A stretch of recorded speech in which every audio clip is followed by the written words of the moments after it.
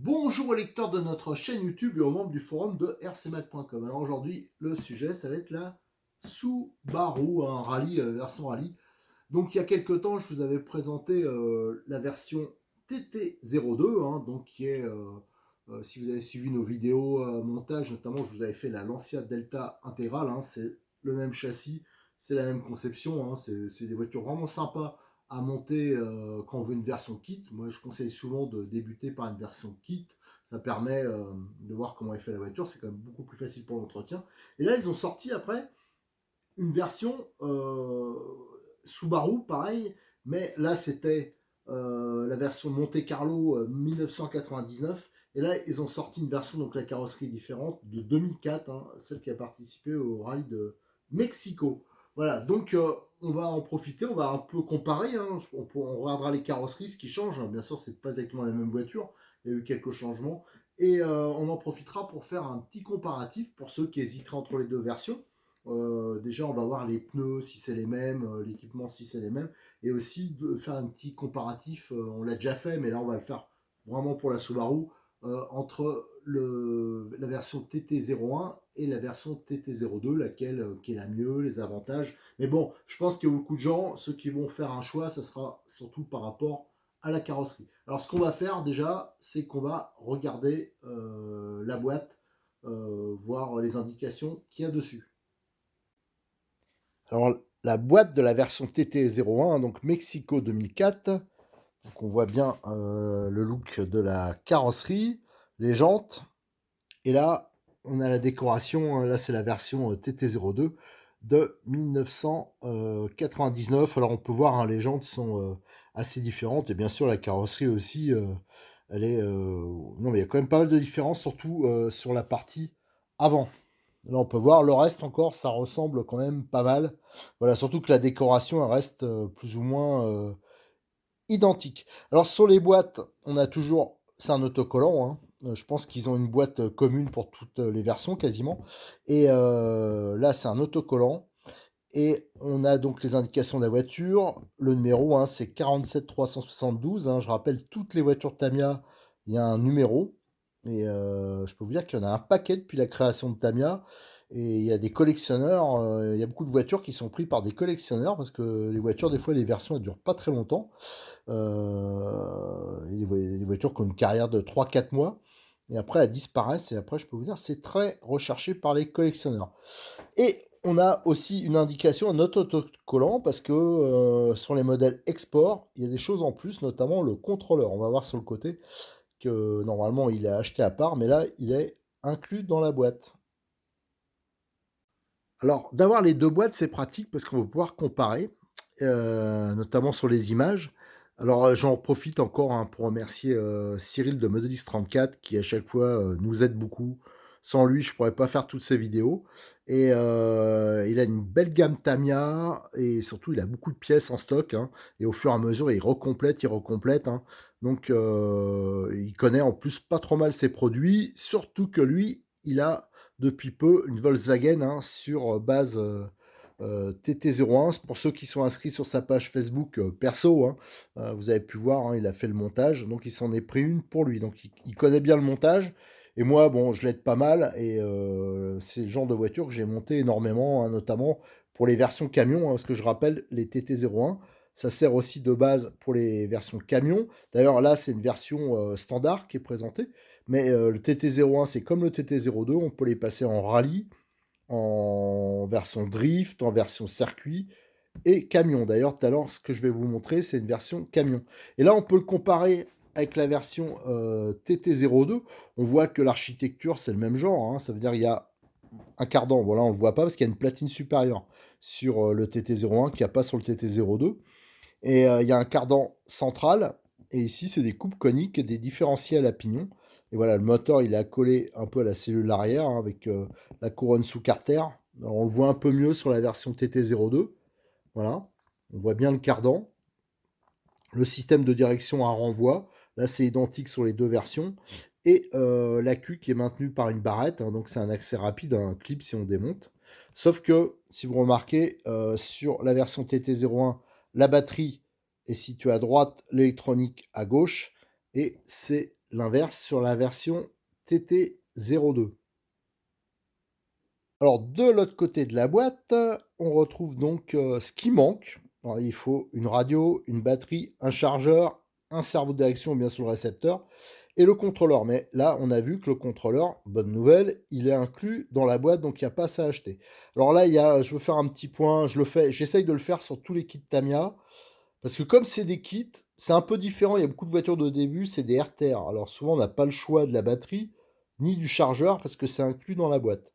Mais pour les kits, c'est différent. Souvent, quand des magasins vous font des ensembles, vous avez c'est lui qui fait le choix de la batterie, du chargeur, du cerveau. Et c'est là qu'on peut voir les magasins sérieux ou pas, parce que bah, souvent, il y a des magasins, surtout les grandes surfaces de la RC, ils vous refilent un petit chargeur USB ou mural, comme on voit là. Alors ça, je peux vous dire hein, tout de suite, c'est du bidon, c'est de la merdouille, hein. Moi, je dis que c'est même limite je vais pas dire scandaleux, ce serait un peu fort le mot, mais je trouve ça naze, quoi. On sait très bien que la personne, elle va acheter ça et rapidement, elle va s'apercevoir que ça ne va pas, c'est pas adapté, c'est pas suffisant. Et ça charge pas bien les batteries, ça peut les abîmer. Enfin voilà, il n'y a pas de satisfaction.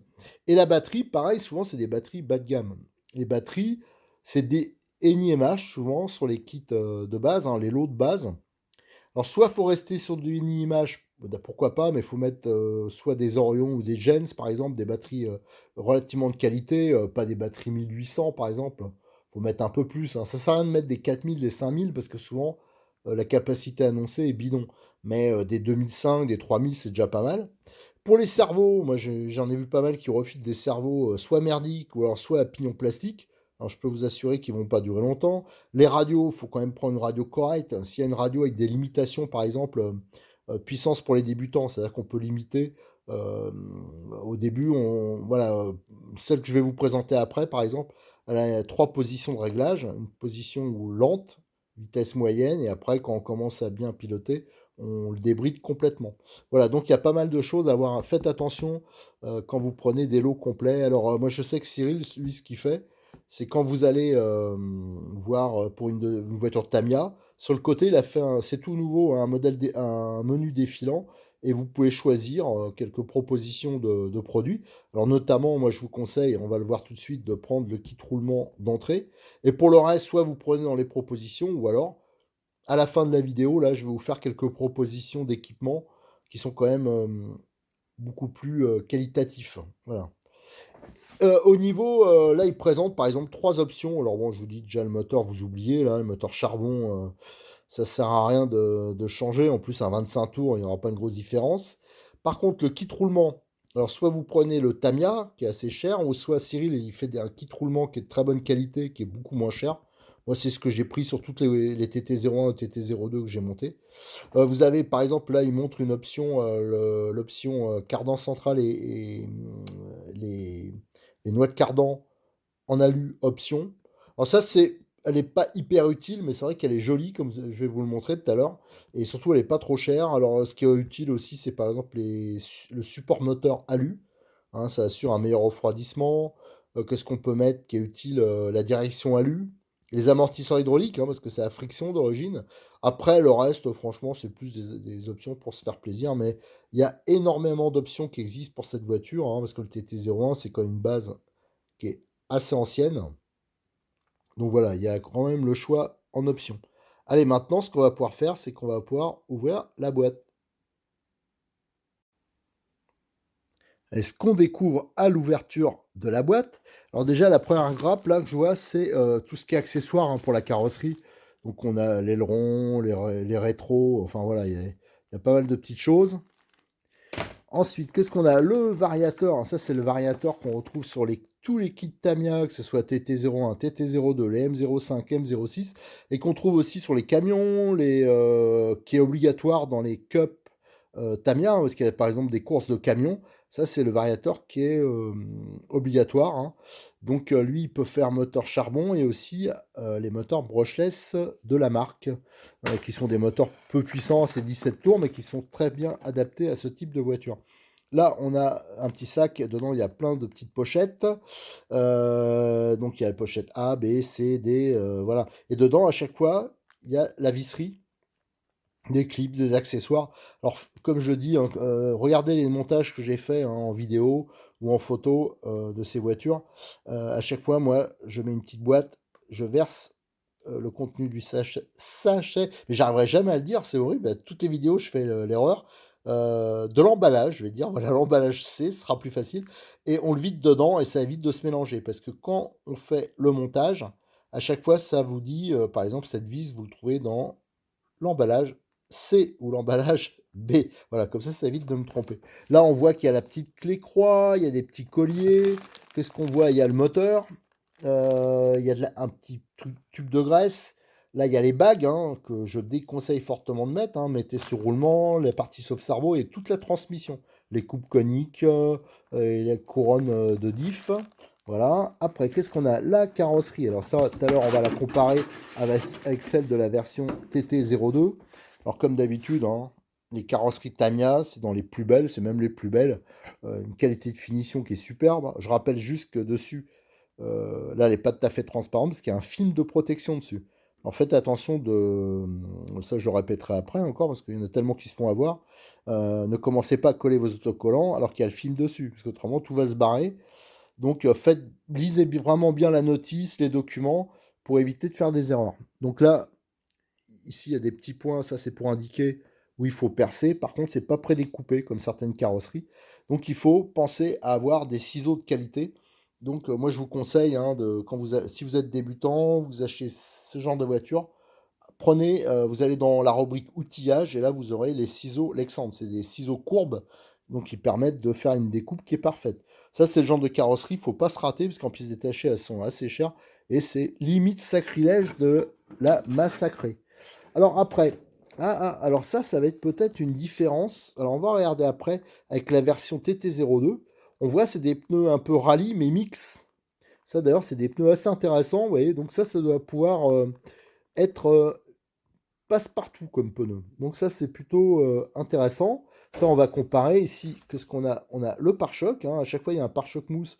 Il y a plusieurs tailles de pare-choc, hein. Ça, c'est à recouper par rapport à votre carrosserie. Ça, il faut vraiment que ça épouse parfaitement la carrosserie. Comme ça évite, quand il y a un choc, ça la préserve. Et ça préserve aussi la voiture. Là, on a les jantes. Voilà. Je me demande s'il ne faudrait pas les repeindre parce que la couleur, moyen. Bon, à voir.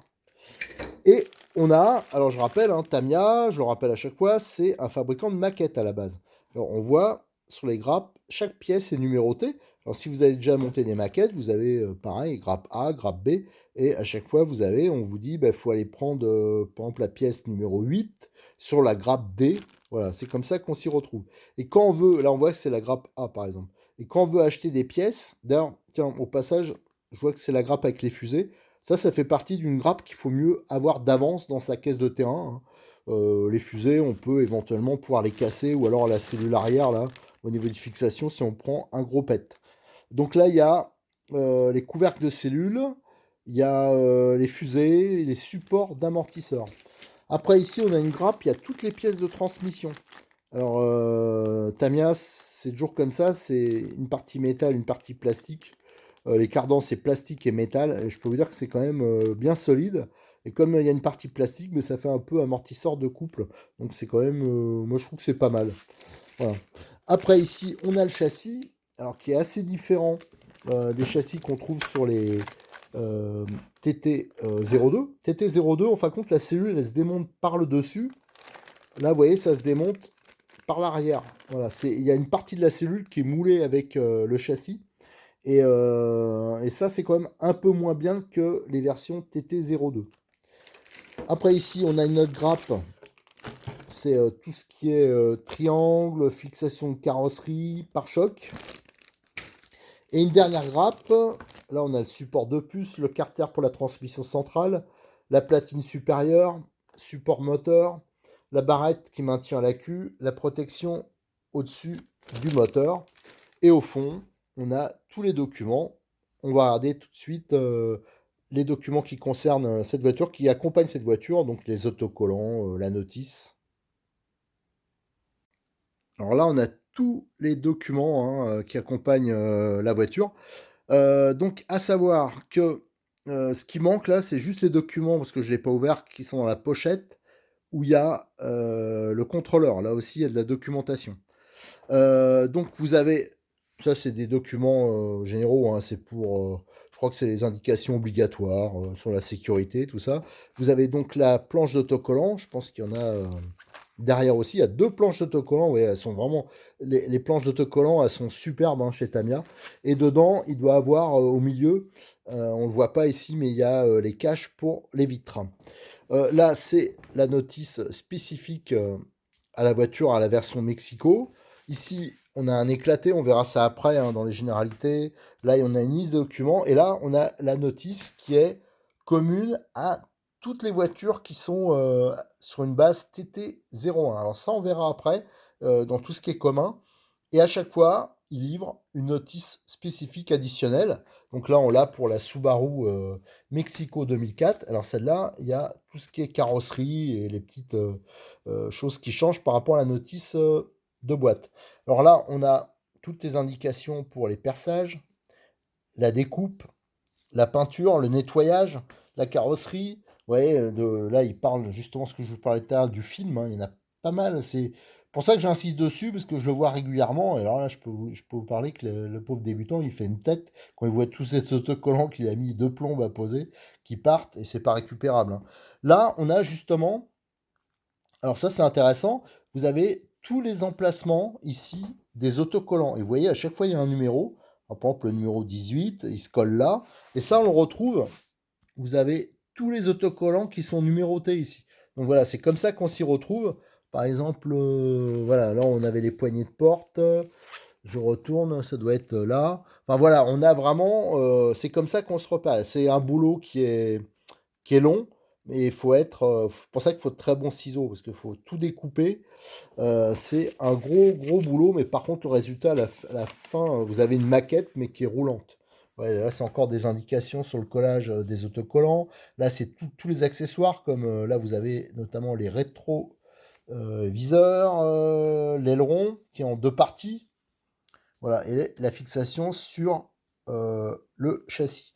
Et comme je vous disais, hein, la planche d'autocollant, elle est vraiment superbe. Alors là, c'est dommage, j'aurais bien voulu vous montrer les caches, mais je pense qu'ils sont situés entre les deux planches là. Mais c'est vraiment très riche en autocollants. La décoration, je peux vous assurer, j'en ai vu. Hein. Alors pas cette version TT01, mais les versions TT02 qui est sensiblement identique. Elles sont vraiment très très très belles. Allez, maintenant on va passer sur tout ce qui est général, hein, commun au châssis TT02, notamment la notice. On va voir maintenant donc la notice générale et quelques documents qui sont livrés. Donc ça, c'est commun à tous les châssis TT02, même les camions. Donc là, on a une liste, c'est en japonais ou en chinois, je ne sais pas trop, ou les deux même peut-être. Mais ça sert à rien, enfin pour nous, hein, Européens. Donc c'est une liste de pièces. Là, par contre, il y a un éclaté. Alors ça, c'est un truc que j'aimerais bien voir sur les TT02 aussi, toutes les voitures Tamiya. Et là, ça permet de repérer, voilà, on a besoin de telle pièce. Et là, on a la référence. Donc ça, c'est plutôt pas mal et c'est bien d'avoir la voiture en éclaté comme ça. Ensuite, on a la notice. Donc c'est, je vous le disais, c'est une notice générale. Hein, donc ça, elle sert pour toutes les bases TT01. Et ça, c'est très classique. Ah, j'arrive même pas à choper. Voilà, donc ça ouvre un peu au pif. Donc vous avez tout le montage de la voiture qui est détaillé. Et à chaque fois, vous avez la visserie qui est mise à l'échelle, hein, qui est indiquée. Et c'est indiqué, par exemple, là, on sait qu'il faut aller dans l'emballage A. Vous trouverez la vis. Voilà, à chaque fois, vous avez l'indication, la grappe B, voilà. Et les points de graissage. Alors, il y en a certains où je ne suis pas spécialement d'accord avec eux. Je vais vous dire, par exemple, eux, ils disent de graisser Ça, je l'ai déjà indiqué, hein, sur les vidéos que j'ai fait, sur ces voitures-là, mais ils disent de mettre de la graisse, par exemple, sur les cardans, ça faut pas à mon avis. Sur les axes de triangulation, les pivots de triangle, alors là, vous allez attirer, si vous faites ça, toute la poussière, toute la merdouille. Donc ça, faut je pense, vous voyez que ça, c'est pareil. Moi, je vous déconseille de faire comme ils disent. Ça va si, vous nettoyez sans arrêt votre voiture. C'est-à-dire que vous tournez un peu, hop, allez, je démonte tout, je nettoie tout, je regraisse propre. Mais si vous le faites pas sans arrêt, ce qui est le cas de 99% des gens, vous allez vite pourrir votre voiture et même l'user plus rapidement.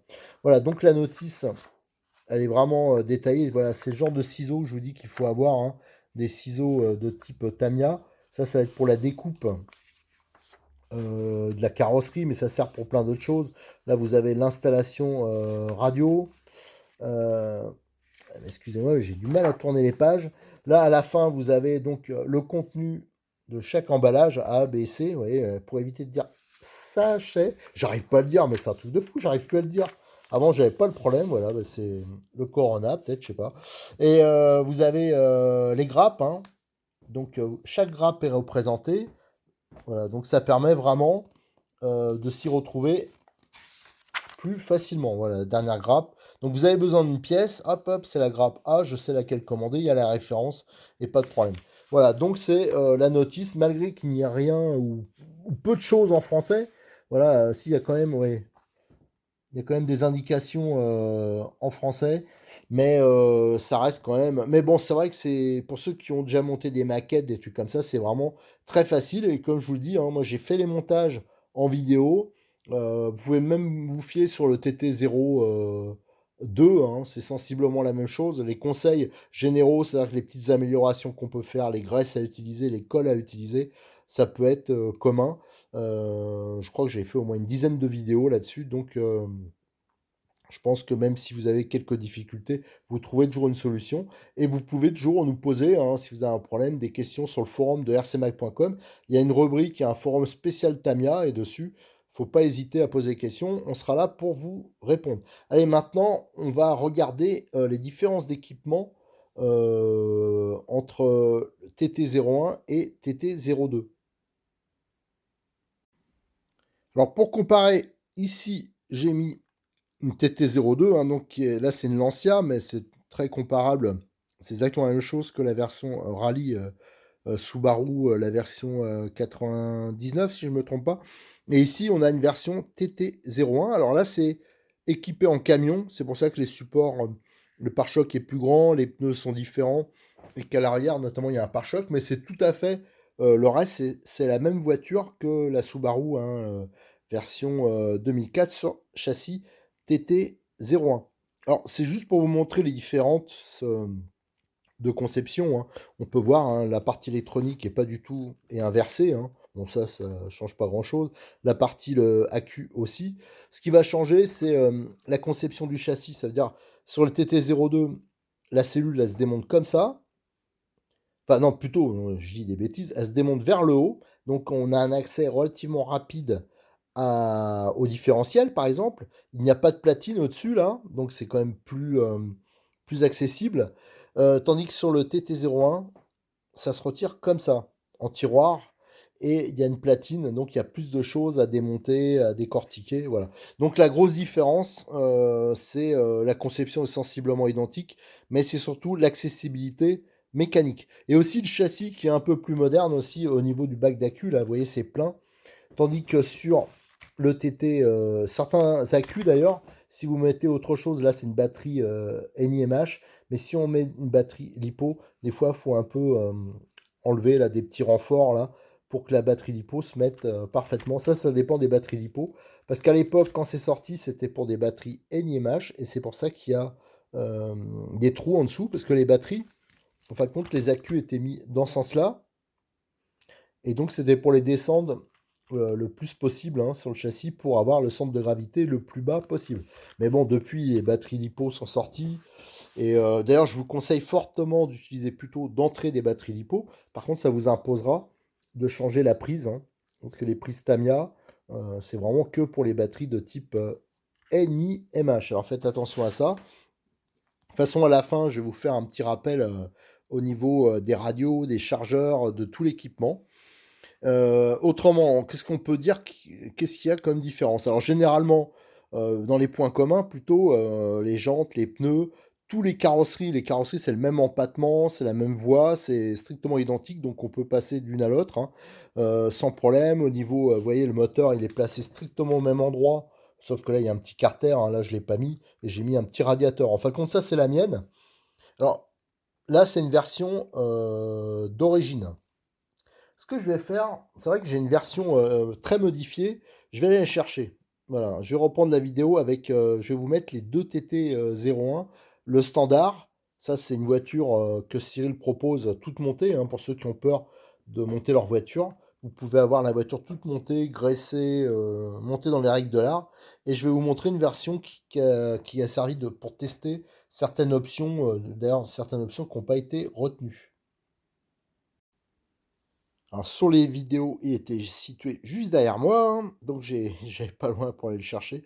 Donc ça, c'est mon camion sur châssis TT01, donc c'est identique à la Subaru, hein, sauf que vous voyez, on peut faire vraiment beaucoup de choses sur cette base-là. On va le retirer, voilà. Et on va voir que, comparé à celui-ci, qui est donc deux boîtes, hein, c'est juste qu'il est tout roulement. Ça, c'est une voiture, hein, si vous en avez besoin de ça. Cyril, il a des voitures, il peut les faire, tout ce qui est Tamiya, vous pouvez les faire monter. Donc, il faut juste du délai, c'est monté dans la règle de l'art. Et comme on dit, il y a juste les carrosseries, hein, qui sont pas faites parce que ça, la déco de carrosserie, déjà, c'est très long. Et en plus, bon, c'est quand même un plaisir qu'il faut se garder. Voilà, donc ici, vous avez une version qui a servi à faire un montage de certaines options. Alors dessus, il y a les cardans alu, on a le système de direction alu qui a été validé, les barres, le réglage du pincement qui a été validé. Par contre, les triangles, on s'est aperçu que c'était un peu bidon, donc ça n'a pas été mis. Il y a les amortisseurs hydrauliques dessus, sur cette version-là. Il y a donc bien sûr tout roulement. Et au niveau équipement aussi, on a refait l'implantation radio. Voilà, donc là, il y a eu un cerveau bas. Là, c'est un S9 qui est monté. Moi, je vous le conseille pour le genre de voiture. C'est un cerveau qui vaut une vingtaine d'euros.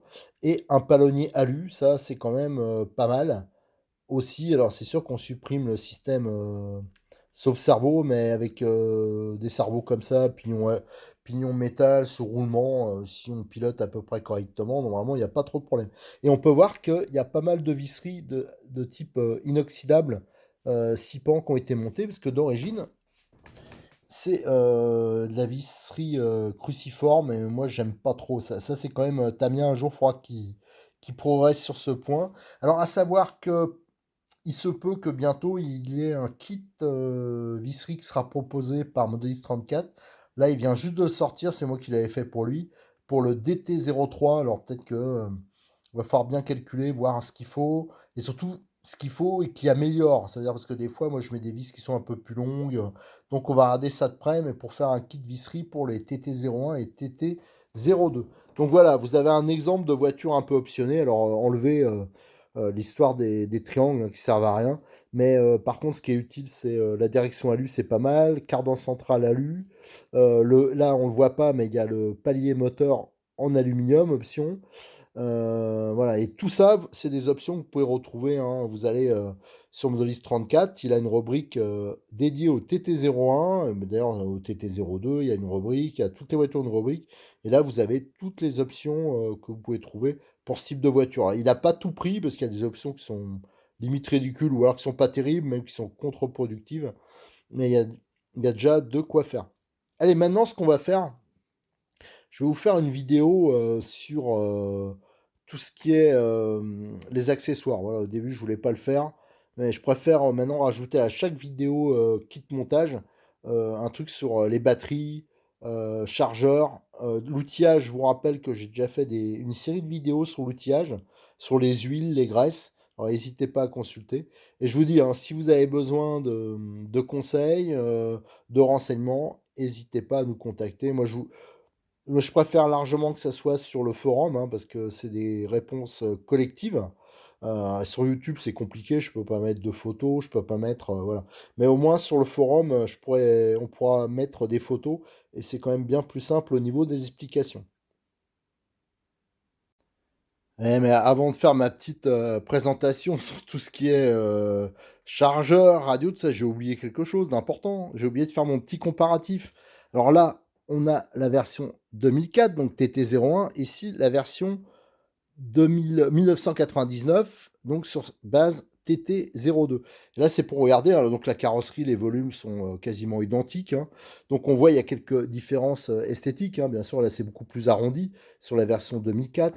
Là, on peut voir sur la version 2000, la version TT02, les trous sont percés. Alors ça, c'est quand même un plus, hein, regardez. Vous les avez là, là, tandis que là, ils sont à percer. C'est indiqué, mais c'est pas fait. On voit l'arrière est sensiblement identique, mais le dessus, là, il y a une prise d'air. Ici, là, on voit, il y a deux bossages, là. Mais autrement, bon, la carrosserie, voilà, c'est sensiblement... ça se ressemble un peu, sauf bien sûr les années, il y a 5 ans d'écart. Donc, c'est pas exactement la même version. Alors, au niveau des pneus, alors c'est là que j'ai vu une différence. Regardez bien. Ici, c'est les pneus, c'est identique à ma version Lancia Delta. Donc c'est les gros pneus crampons, là c'est vraiment rallye, ça peut aller un peu dans la terre. Voilà. Donc ça c'est pour le TT02. Et sur la version TT01, on voit que c'est des pneus quand même plus circuit, une petite utilisation un peu mix, mais c'est plus circuit. Et au niveau des jantes, allez, tiens, là c'est les jantes de la version TT01. Ici, la version TT02, donc plus ancienne. Donc après, c'est une histoire de look, hein, de choix. Je sais pas ce que, ce que chacun préfère. Après, ça, c'est les goûts et les couleurs. Voilà, donc il y a quand même quelques différences. Alors, la principale différence, ça sera au niveau des pneus, hein. Donc, la TT02 d'origine, hein, parce qu'après, on peut tout modifier, ça a une utilisation plus rallye-terre.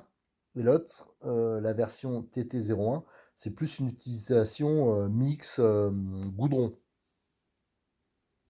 Alors, j'avais pas prévu de le faire, mais on va faire le petit intermède équipement annexe, hein, parce qu'il y a des choses qui m'énervent un peu. Alors voilà, dans beaucoup de boutiques proposent ce genre de chargeur, hein. Alors ça, c'est général, c'est pas juste Tamiya, c'est avec beaucoup de combos. Euh, Quand les voitures sont en kit comme ça, donc il y a le choix de l'équipement, hein, que ce soit radio, servo. Voilà. Donc vous avez ce genre de chargeur, souvent qui est livré.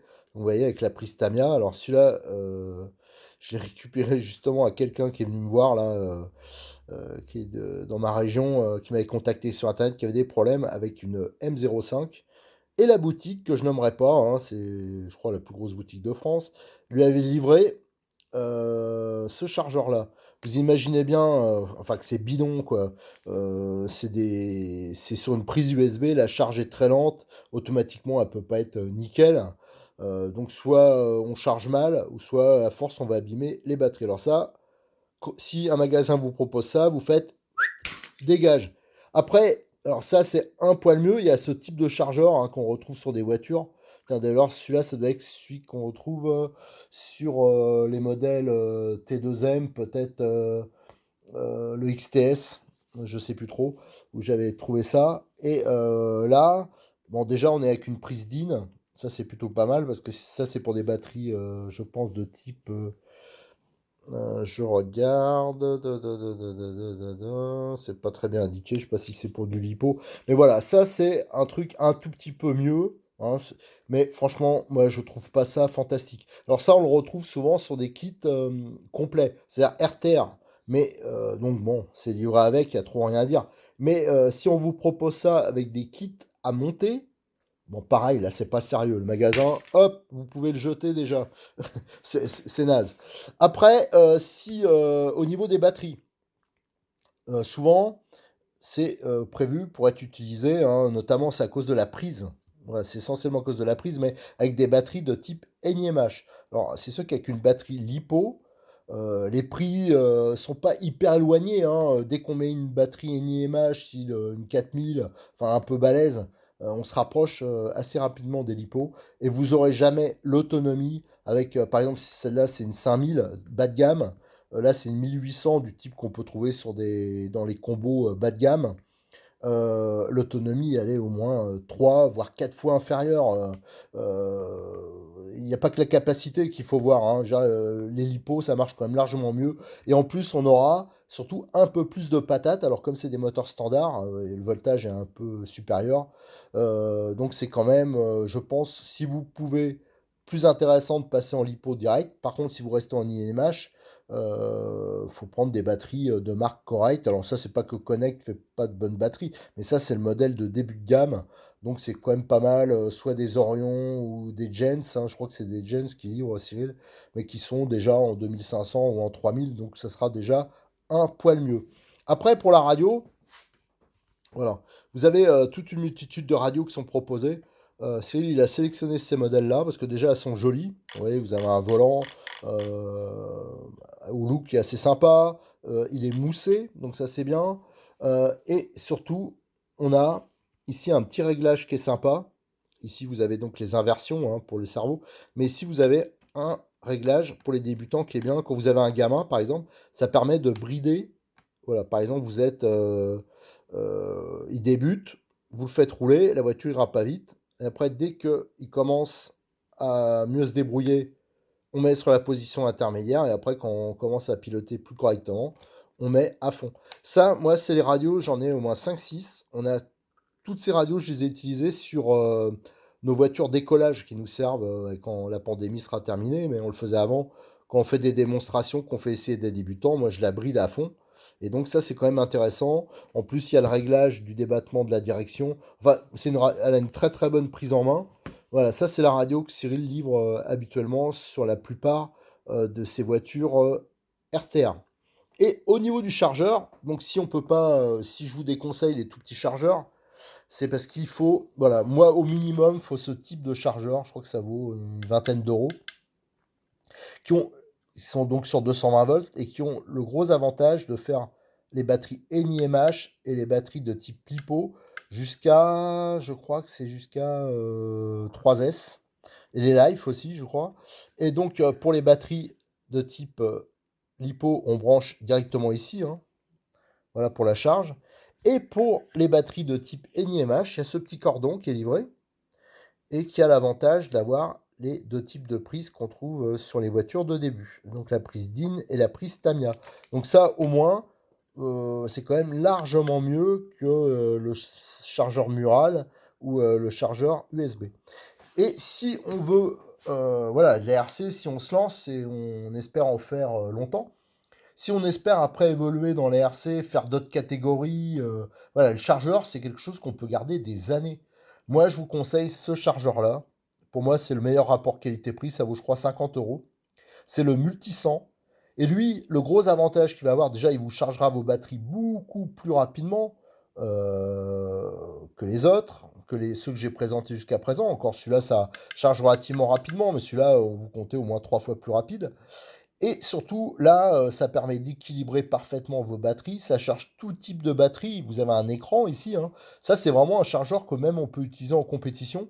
Voilà, donc ça, c'est du très bon chargeur et qui offre un bon rapport qualité-prix. Alors, des fois, voilà, faut calculer si on peut mettre 30 euros de plus. Moi, je vous conseille plutôt le Multisense. C'est vraiment un gros plus. Et là, c'est des prises de ce type, hein. C'est XT60. Et là, on peut mettre toutes les. Voilà, il y en a qui sont livrés d'origine, mais après en option, on peut mettre toutes sortes de cordons pour charger tout et n'importe quoi, hein. Donc ça, c'est des très bons chargeurs et ça charge vraiment tous les types de batteries qu'on peut trouver. Voilà, je voulais faire voilà, ce petit aparté sur l'équipement parce que moi, sur les voitures, pour moi, c'est 50%. L'équipement, ça compte pour 50% pour votre réussite, hein, pour éviter les déceptions. Là, j'ai pas mis les cerveaux parce que j'avais pas justement. J'ai essayé de trouver un cerveau à pignon plastique. Mais voilà, faites attention. Moi, je vous conseille de mettre par exemple le S13, hein, de Cyril. Voilà, on le met à toutes les sauces. Moi, j'en ai jamais vu griller ces cerveaux. Pourtant, les débutants, souvent, ils font des bêtises avec ça. Mais c'est vraiment des cerveaux qui sont pas chers. Ça vaut 12 euros, je crois, le S13. Et surtout, c'est quand même largement mieux que des cerveaux à pignon plastique qui, en plus, des fois, sont vendus plus cher que ça. Voilà, je vous remercie, à très bientôt sur notre chaîne YouTube pour d'autres présentations. J'ai pas mal de Tamiya encore à vous présenter. Et aussi sur le forum de rcmac.com, si vous avez des questions sur le montage, sur la préparation, sur plein de choses, n'hésitez pas, il y a des sujets qui sont ouverts sur les voitures Tamiya sur le forum.